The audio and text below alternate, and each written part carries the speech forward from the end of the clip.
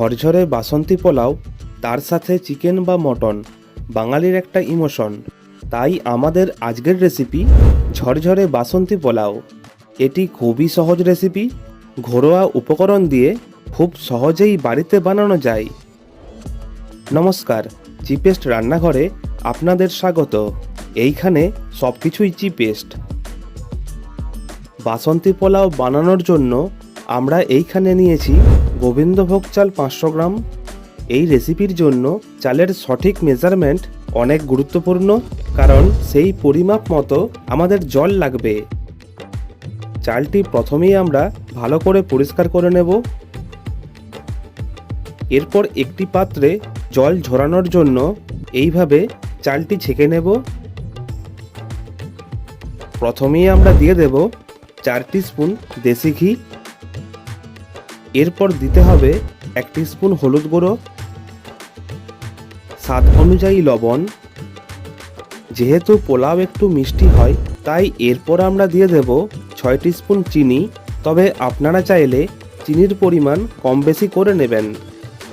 চালটি এরপর ভালো করে মিশিয়ে নেব।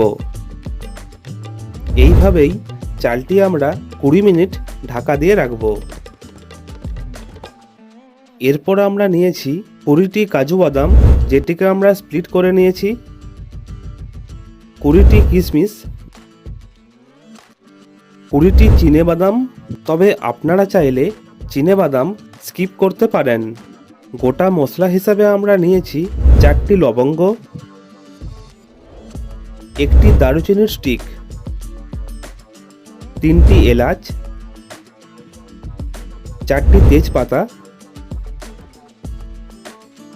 কড়াইটি চাপানোর পর 5 টিস্পুন দেশি ঘি নেব। তবে আপনারা চাইলে সাদা তেল ব্যবহার করতে পারেন। প্রথমেই দেব গোটা মশলাগুলি,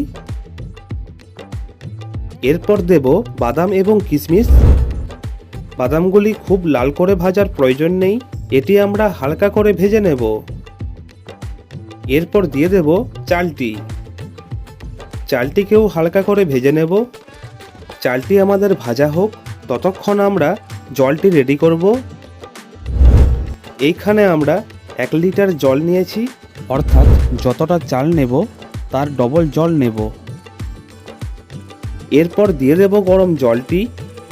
ঝরঝরে পোলাও বানানোর জন্য আমাদের চাল এবং জল এর মেজারমেন্ট অবশ্যই সঠিক প্রয়োজন, না হলে রাইসটি বেশি বা কম কুক হবে। এটিকে আমরা 10 মিনিটের জন্য ঢাকনা দিয়ে রাখব।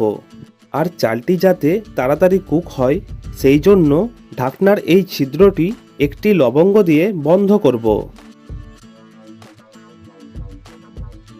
চালটি আমাদের অনেকটাই কুক হয়েছে, তবে এখনও অনেকটাই জল রয়েছে, সেই জন্য আমরা আরও 5 মিনিট ঢাকা দেব। চালটি আমাদের হয়ে গেছে। দেখেছেন চালটি কতটা ঝরঝরে হয়েছে। চালটি ঠান্ডা হয়ে যাওয়ার পর আরও ঝরঝরে হবে।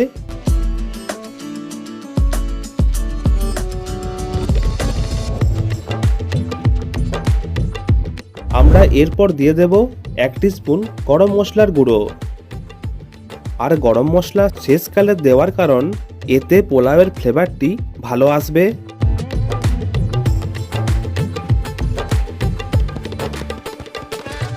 তাহলেই আমাদের তৈরি হয়ে গেল ঝরঝরে বাসন্তী পোলাও। চলুন গরম গরম পরিবেশন করুন মটন বা চিকেনের সাথে। আমরা পোলাওয়ের সাথে নিয়েছি কড়াই চিকেন।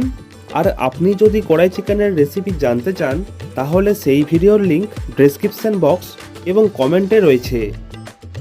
দেখেছেন পোলাওটি ঝরঝরে হয়েছে। তাই আর দেরি না করে এই সহজ রেসিপিটি এখনই বাড়িতে বানিয়ে ফেলুন এবং কেমন টেস্ট হলো অবশ্যই কমেন্টে জানান।